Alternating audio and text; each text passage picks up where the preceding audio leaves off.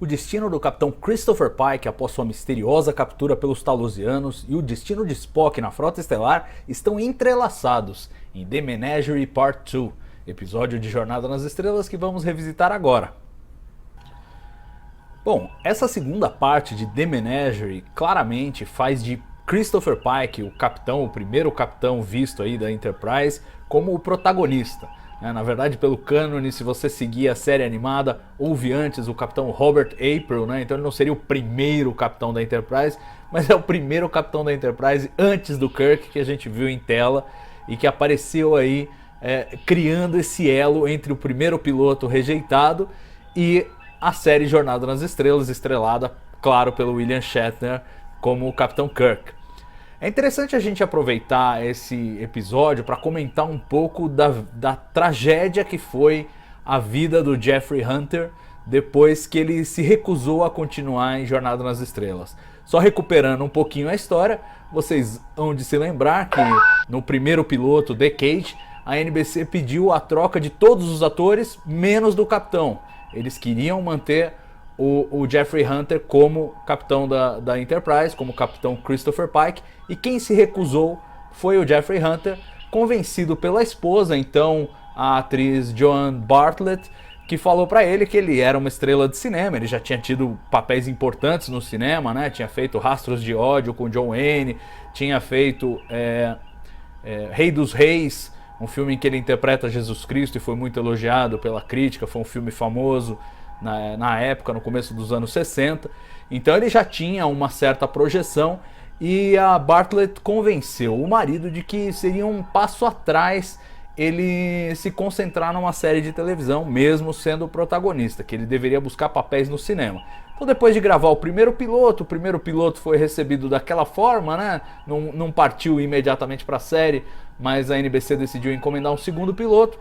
E aí o Hunter acabou não querendo retornar, por dinheiro nenhum, né? A produção até chegou a perguntar, você quer aumento? Quanto que você quer? E tal. Ele falou, não, o Hunter não quer. Então, aí a produção desistiu, partiu para o William Shatner com o Capitão Kirk. E o Jeffrey Hunter foi seguir a sua carreira, que ele achava que era no cinema. Tentou vários papéis no cinema, as coisas não começaram a andar muito bem. Ele voltou fazendo papéis apenas como ator convidado em várias séries de televisão. Começou a fazer uns filmes bem forreca, uns faroestes filmados na Europa. E justamente na filmagem de um desses faroestes, chamado Viva América, ele sofreu um acidente, teve um derrame, uma questão de saúde séria, teve que interromper as gravações e tudo mais. Voltou para os Estados Unidos, isso em 1969. E teve uma série de crises aí de saúde. Num dos derrames que ele teve posteriormente, ele sofreu uma queda de uma escada, se machucou terrivelmente, teve que ir para a cirurgia, foi para a cirurgia e não resistiu. Em 1969, antes mesmo que o último episódio de Star Trek fosse ao ar pela NBC, o Jeffrey Hunter havia morrido. E claro, é muito difícil a gente especular o que teria acontecido se ele permanecesse em Star Trek, mas existe sim a possibilidade de que o futuro dele fosse completamente diferente e ele não tivesse tido esse fim trágico e melancólico, né? Em que claramente os papéis que ele fez antes de Star Trek foram mais importantes do que os papéis que ele fez depois. E hoje, se a gente tiver que pegar o papel que realmente onde ele é mais lembrado, dada a longevidade de Star Trek, é como o Capitão Christopher Pike. E nesse The Menagerie Parte 2 é onde ele encontra o seu maior palco, né? Afinal de contas, o The Cage não foi exibido até muito depois, isso lá nos anos 80, que exibiram pela primeira vez na televisão o The Cage na forma como ele foi originalmente projetado. E basicamente as cenas que ele tinha, que eram conhecidas do público até então, são essas que estão neste episódio. Lembrando, The Menagerie Parte 1, ele se concentrou mais nas cenas novas, filmadas pelo Mark Daniels, e o Parte 2 se concentrou mais na aventura do Christopher Pike em The Cage. Então esse episódio foi creditado o diretor como Robert Butler. E ele tem quase tudo que o The Cage tem, mas algumas cenas foram cirurgicamente cortadas. Uma das mais marcantes e que tem implicações sérias para a trama é que no The Cage, se você assistiu ao episódio, há uma cena em que o Spock ordena que a Enterprise saia de órbita e abandone o Capitão Pike, porque era uma questão da segurança da nave, etc. Só que aí, para este episódio em particular, em que o Spock arrisca a carreira, arrisca a vida, arrisca tudo, rouba a Enterprise, não sei o que, para salvar o Capitão Pike, ia ficar esquisito que na história, dentro da história, né, ele tivesse cogitado abandonar o Capitão Pike. Então essa parte foi tesourada ali do episódio original. A gente vê também algumas das cenas com a Vina dançando como a escrava verde de Orion, também foram minimizadas, né? Era uma das coisas que a NBC tinha um certo incômodo. Elas não foram cortadas, elas estão lá, mas boa parte delas a gente vê projetada na própria tela ali em que o pessoal da corte marcial está assistindo as transmissões que estão vindo de Talos 4 e assim tira um pouco do destaque, do brilho daquelas cenas mais lascivas que a NBC achou que talvez fosse um pouquinho além da conta para a audiência naquela época. Outro aspecto interessante dessa parte 2 de The Menagerie é que nem o Scott, nem o McCoy, nem o Sulu, nem a Uhura aparecem neste episódio em si, né? Eles até aparecem na primeira parte, mas na segunda parte não aparece nenhum deles. Aliás, esse é um dos 3 episódios da série clássica em que o Dr. McCoy e o DeForest Kelley não aparece. E a Uhura aparece só em voz. No final do episódio ela faz uma comunicação com a sala de reuniões onde está tendo a corte marcial, e a gente ouve a voz da Nichelle Nichols, mas não ela pessoalmente, a imagem dela não aparece. E as únicas cenas em que o Scott e o McCoy aparecem são as de recapitulação do episódio anterior, que eles aparecem de costas ali. Então realmente eles efetivamente não participaram.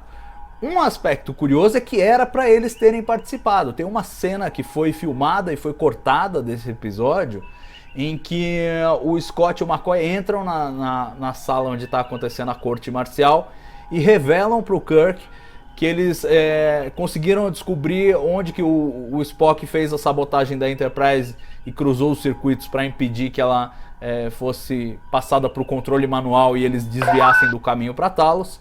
E a solução foi o Dr. McCoy que teria inventado. Ele teria detectado sinais característicos do suor do Spock, que são diferentes de um humano, nos computadores, e aí determinado quais foram os computadores em que ele cruzou os circuitos. E aí poderia fazer um bypass e tal, e retomar a Enterprise para controle manual. Inclusive no roteiro ela voltaria ao controle manual, e o Tenente Hansen seria ordenado a tirar ela do caminho para Talos 4, mas os talusianos, com seus poderes de ilusão, iam enganar o Tenente Hansen e ele ia apertar os botões errados e entrar em órbita normalmente. Esse é um enorme desvio desnecessário, né, para a trama, que no final estava caminhando bem. E essa cena em que o Scott e o McCoy aparecem foi cortada, assim como toda essa subtrama. E na verdade a nave é levada a Talos 4 pela sabotagem do Spock até o final.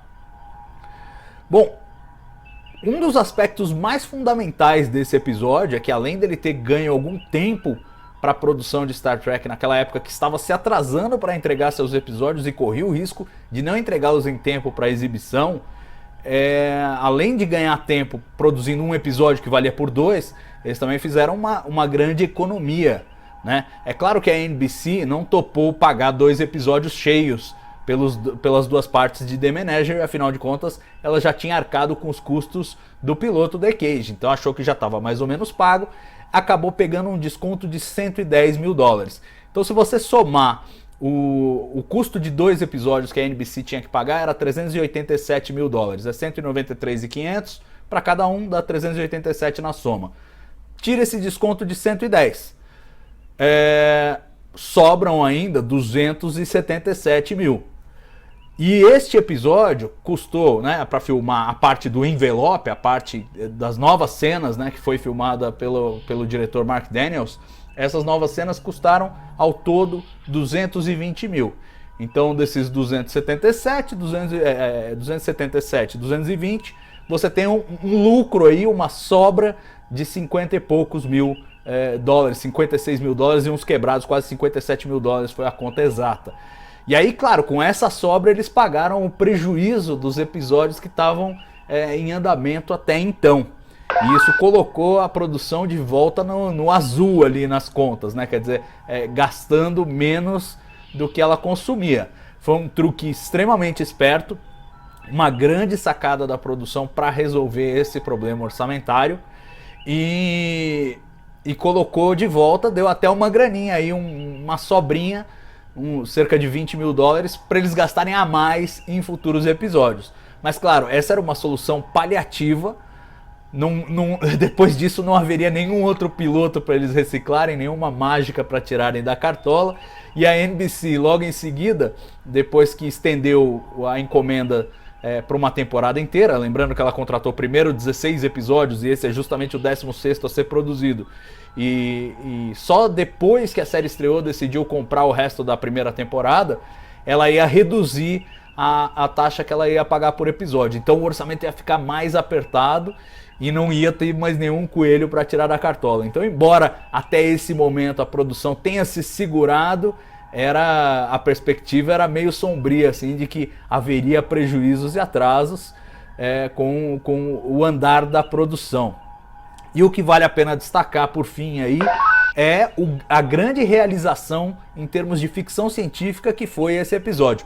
The Cage já era uma peça brilhante, né? Uma obra-prima do Roddenberry, e a história que ele construiu ao redor era igualmente interessante, tratava de um tema absolutamente fascinante, né? Quer dizer, a parte interna do The Cage falava um pouco do quanto a sedução de uma vida virtual pode favorecer uma pessoa e levar ela a aceitar o aprisionamento, né? E a mensagem geral é: não, o ser humano tem que ser livre, não importa quão boa seja a sua jaula, você ainda assim prefere a liberdade a estar numa jaula confortável. E aí o Envelope faz o discurso contrário, quer dizer, em algumas circunstâncias um ser humano preso como um vegetal num corpo totalmente inerte, talvez seja melhor viver um mundo de fantasia, um mundo que os talosianos poderiam propor ao Capitão Kirk, ao Capitão Pike.